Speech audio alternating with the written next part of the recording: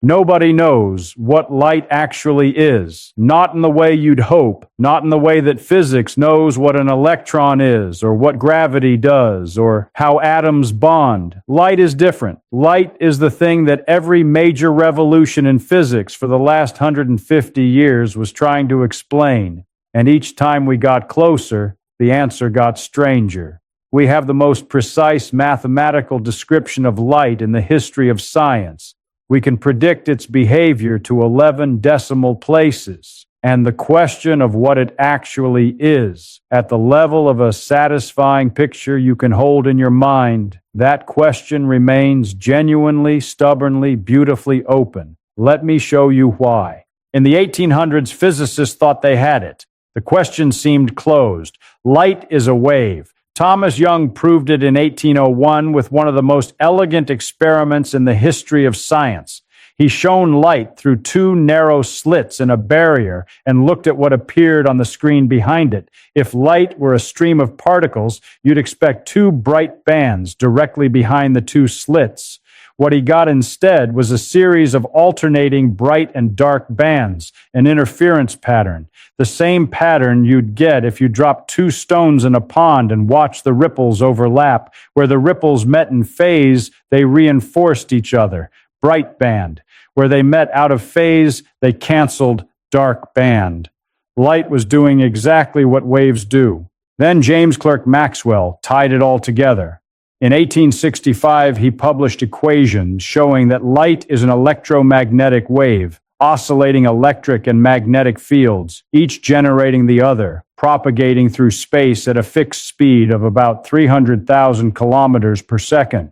It was one of the most beautiful unifications in the history of physics. Electricity, magnetism, and light, three phenomena that had seemed completely separate, turned out to be different aspects of the same thing. The wave picture wasn't just correct, it was complete, elegant, mathematically perfect. And then the photoelectric effect refused to cooperate. Here's the experiment. You shine light on certain metals, zinc works well, and electrons get knocked off the surface. The light is hitting the metal, transferring energy to electrons, and some of those electrons escape. Simple enough, but when you start measuring carefully, something strange shows up.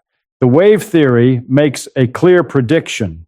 Brighter light carries more energy, so brighter light should knock off electrons with more energy, faster electrons. Dim light should knock off slower ones.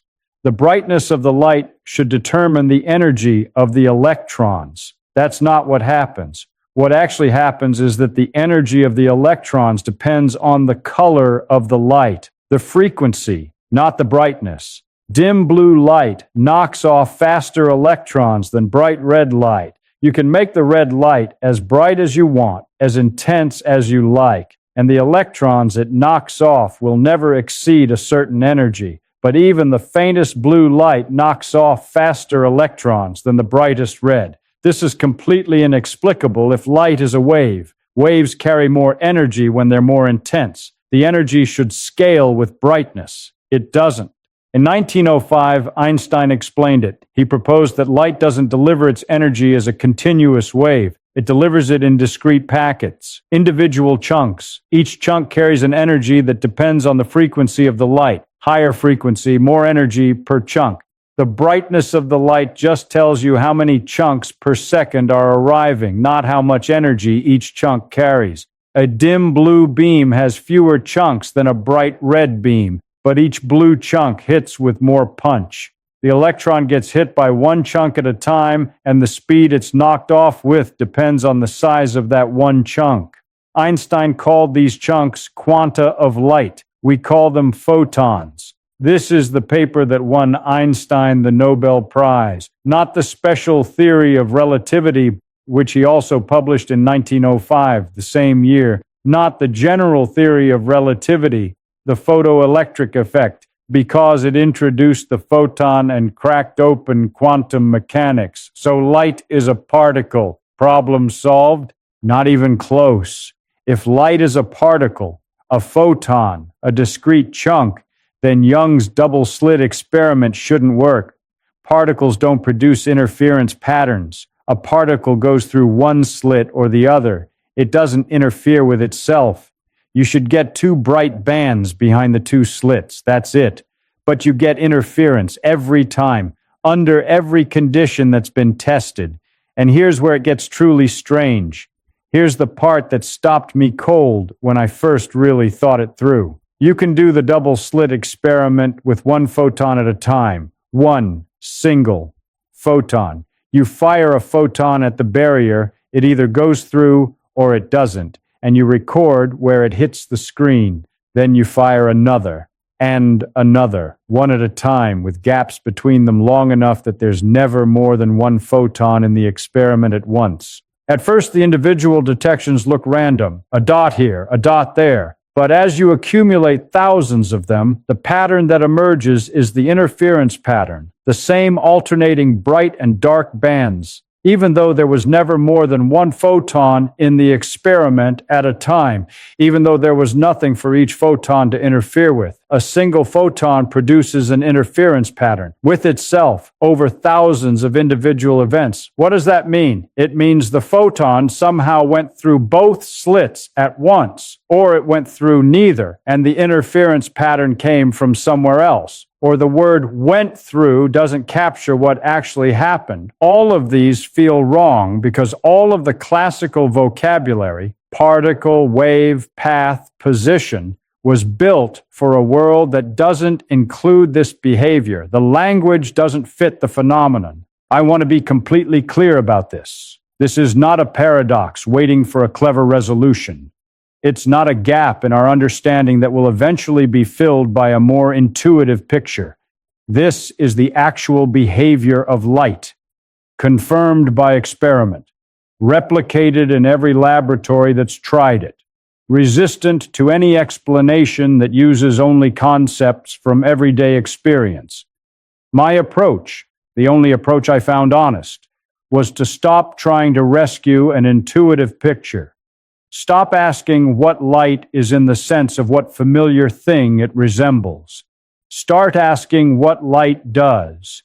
Describe the behavior precisely, mathematically, completely, even if the nature of the thing doing the behaving remains strange. The rules of quantum mechanics tell you what will happen with extraordinary accuracy. They don't give you a visualizable picture of why. And the demand for a visualizable picture might just be a demand the universe is not obligated to satisfy. If you think you understand quantum mechanics, you don't understand quantum mechanics. I mean that literally. Anyone who tells you they have a comfortable, intuitive picture of what's happening at the quantum level is either confused or misleading you. The strangeness is not a temporary state of ignorance. It's built into the structure of the theory. So what does my own theory, quantum electrodynamics, QED, actually say light is? A photon is an excitation in the electromagnetic quantum field. The field is the fundamental thing. It permeates all of space. It exists everywhere, always. Under the right conditions, in the right region, the field gets excited. It develops a localized disturbance that behaves like a discrete thing that can be emitted and absorbed, that carries energy and momentum. That localized disturbance is what we call a photon. It's not a ball. It's not a wave in any classical sense. It's what the field does. QED describes the interactions between light and matter, between photons and electrons, with the most extraordinary precision of any theory humans have ever produced. The magnetic moment of the electron, predicted by QED and measured experimentally, agree to 11 decimal places. That's like predicting the distance from here to the moon to within the width of a human hair. No other framework in the history of science comes close to that kind of accuracy. And yet, and this is the part I find most interesting, when you push deeper and ask what the electromagnetic field actually is, the answer runs out of words before it runs out of mathematics. The field is described by equations. The equations work. What the field is, beyond the equations, that's where the description ends and the mystery begins. Now let me show you the speed problem. because this is where light broke something much bigger than wave-particle duality. This is where it broke our understanding of space and time. Maxwell's equations tell you that light travels at a fixed speed, about 300,000 kilometers per second. But fixed relative to what? Every speed we knew was relative to something. A train moves at 100 kilometers per hour relative to the ground. Sound moves at 340 meters per second relative to the air. Every wave travels relative to the medium it's propagating through. So what's light's medium? Physicists invented one. They called it the luminiferous ether, an invisible, weightless substance filling all of space, the medium through which light waves propagated. It had to exist. The alternative was that light had a fixed speed relative to nothing, which was logically impossible in the physics of the time. Then, in 1887, Albert Michelson and Edward Morley built the most precise measuring instrument of the 19th century specifically to detect the ether. The idea was simple. If the Earth is moving through the ether, then light traveling in the direction of Earth's motion should appear to move at a slightly different speed than light traveling perpendicular to it, the same way sound seems to travel differently when you're moving through air. They could measure this difference. They built the experiment. They ran it. Nothing. No difference. No ether wind. Light traveled at the same speed in every direction regardless of the Earth's motion. This result sat in physics like a splinter for nearly 20 years. It didn't fit. It couldn't fit. If you take Newtonian mechanics seriously, if space is fixed and time is universal and speeds add the way you expect them to, then the Michelson-Morley result is simply impossible. Einstein's resolution in 1905 was radical. He said, the speed of light is constant for every observer in every reference frame, regardless of their motion. Not approximately constant, exactly constant, fundamentally constant. And if that's true, if the universe is structured to keep the speed of light fixed for everyone, then the things we thought were fixed must be flexible. Space contracts. Time dilates. Simultaneity becomes relative. The universe bends itself to keep light speed constant for every observer. Space and time as we understood them were wrong. Light forced us to rebuild them from scratch. And here's the consequence of that rebuilding that I find most extraordinary. If you follow the mathematics of special relativity and ask what a photon experiences as it travels, what time passes for the photon during its journey, the answer is zero. A photon experiences no time, not a small amount of time, none. From the photon's reference frame, the moment of emission and the moment of absorption are the same moment. There is no duration in between. The light that left a distant star 1,000,000 years ago and just entered your eye. From the photon's perspective, those two events were simultaneous. It didn't travel for 1,000,000 years. It didn't travel at all in its own frame of reference. The distance between the star and your eye collapsed to zero. Time didn't pass. This is not a metaphor. This is not a loose analogy. This is what the equations of special relativity actually say about what happens to time and distance at the speed of light. A photon exists, in some sense, everywhere along its path at once, birth and death at the same instant. Let me show you one more layer of strangeness, my own contribution to the picture. The path integral. In classical physics, when a ball rolls from one place to another, it takes a specific path. You can calculate which path it takes. It's determined by the initial conditions and the forces acting on it. One path. That's it. In quantum mechanics, a photon traveling from point A to point B doesn't take one path. It takes all of them. Every possible path from A to B. The straight line. The curves. The paths that loop halfway around the solar system, the paths that spiral out toward distant galaxies and come back. Every single one of them contributes to the probability of the photon arriving. Each path contributes a probability amplitude, and the actual result, where the photon ends up with what probability, is the sum of all contributions from all paths simultaneously. This sounds insane. It is a little, but it's also demonstrably correct. The straight line path dominates because the amplitudes from paths near the straight line add together constructively. They all point roughly in the same direction, so they reinforce each other. Paths that deviate wildly tend to cancel each other out because their amplitudes point in different directions. The result looks like the photon took the straight line, but the other paths aren't fiction. They participate in determining the outcome. Remove them from the calculation, and your predictions become wrong. This is why light bends around massive objects. Gravitational lensing. It's not that gravity reaches out and pushes the photon sideways. It's that the curvature of space-time changes the geometry of all the possible paths, shifting which ones add constructively and which ones cancel. The photon appears to bend because the distribution of paths that contribute has shifted, and now the deepest layer of all. Before a photon is detected, it doesn't have a definite polarization. It doesn't have a definite position. It doesn't have a definite path. It exists in superposition. All its possible states simultaneously present, each with a certain probability amplitude. The act of detection, the physical interaction between the photon and a measuring device, is what produces a definite outcome. Before that, there's no fact of the matter about where the photon is or what it's doing. But the detector is made of atoms made of electrons and nuclei, electrons that are themselves quantum objects, also existing in superpositions. The detector's interaction with the photon is itself a quantum event. And the lab the detector sits in is quantum, and the scientist reading the result is made of quantum fields. At what point does the quantum description stop and the classical description of a definite result begin? This is the measurement problem, one of the deepest unsolved problems in all of physics. Different interpretations of quantum mechanics answer it differently.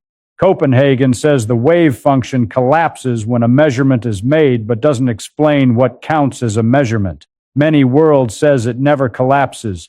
The universe branches. Other interpretations say something else entirely. After 100 years of quantum mechanics, we don't have a settled answer. I didn't have a settled answer, and I thought anyone who claimed to have one was probably not being fully honest. What I wanted people to feel about all of this, and I mean feel, not just intellectually process, is not frustration, not the deflation of discovering that the world doesn't have a clean picture, something closer to the opposite. Light forced us to build special relativity. Light forced us to build quantum mechanics. Light forced us to build quantum electrodynamics. Each time we took the experimental results seriously, even when they shattered what we thought we knew, we found something deeper, stranger, more mathematically beautiful than what we had before. The willingness to follow the evidence past the breaking point of intuition produced the most precise, most powerful theories humans have ever constructed. Light didn't become less real because it resists visualization. It became more interesting, more revealing. Every time you try to pin it down, is it a wave? Is it a particle? It shows you something about the structure of reality that you couldn't have found by staying in the comfortable zone of classical intuition. The honest answer to what is light is this. It's the most precisely described, least intuitively understood thing in the history of human knowledge. We can predict what it will do to 11 decimal places. We cannot tell you what it is in a way that produces a comfortable picture. And that gap between the extraordinary precision of the description and the deep strangeness of the thing being described is not a failure. It's an address. It's where the interesting questions live, and I always thought that was worth getting excited about.